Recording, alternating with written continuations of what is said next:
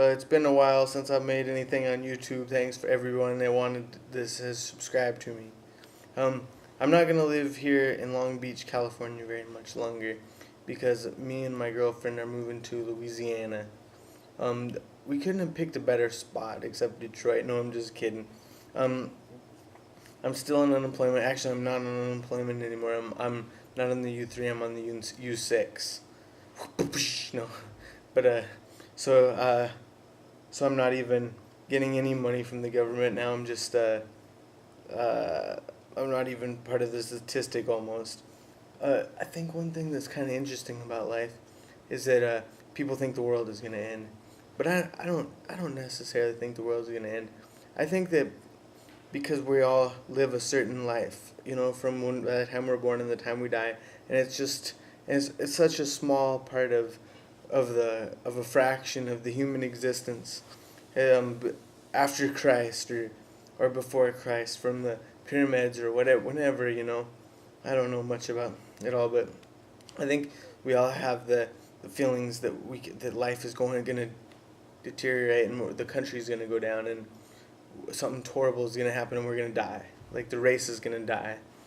The evil idea of it all, but I don't think that's really gonna. I don't think that's gonna happen. I think it's just a similar feeling that throughout life, for thousands of years, everybody has that feeling because we're so feel like life has so much to do with us, even though individually, and I don't think the life is.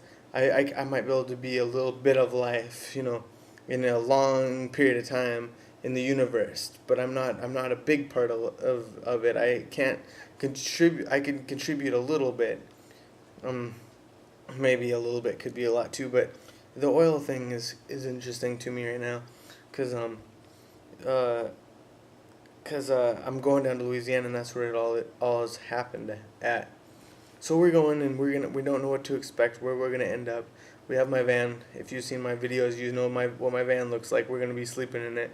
It's all full of everything we own, and we're gonna um, move down to somewhere around New Orleans and try to help out on the oil spill. I'll have to. They're only hiring people from those states, so I got to get a driver's license from there, or at least an ID from there, so that I can work there, along with the hazmat 40-hour thing. We were gonna move down there before this all happened, so we're not just trying to go down there for jobs, even though I think that's a legit reason to move down there. We're moving down there because I was gonna do commercial diving and work for a company, but then this happened on the 20th, which is almost a month ago. Okay, well, there's a few things I wonder about the oil spill itself.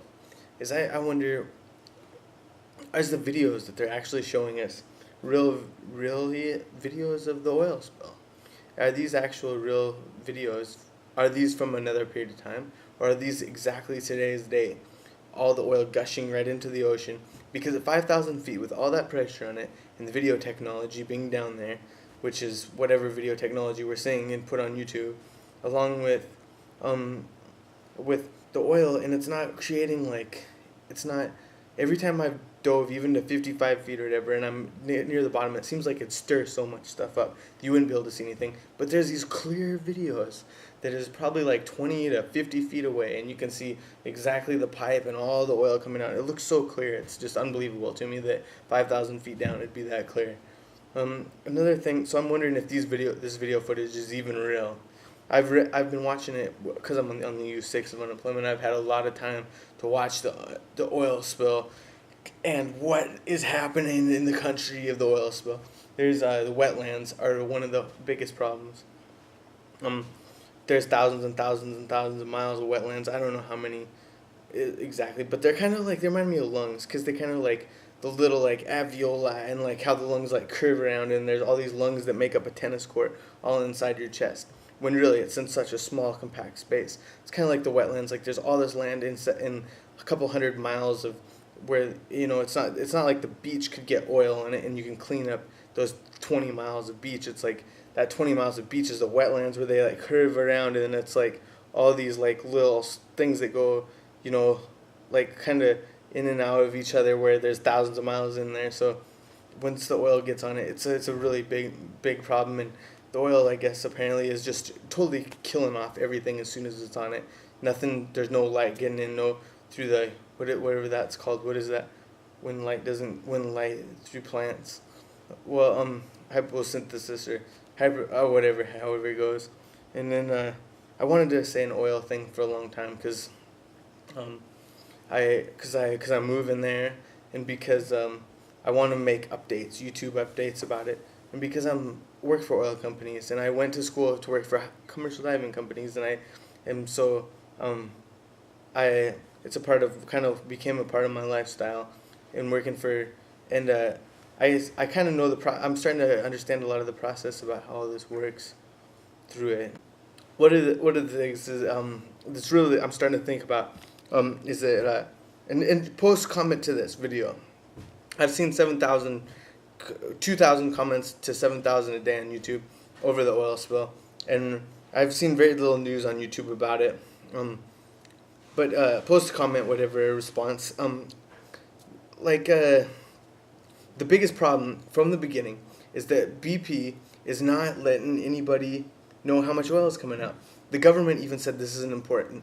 But if there's a lot of pressure down there, and because the ocean's weight is pushing down, as far as I understand, the ocean's weight is pushing down 5,000 miles of ocean, is pushing down, and it's pushing the oil through the like maybe rock bed or something, wherever the oil is underneath. Say this is the oil and this is the ocean on top right up here.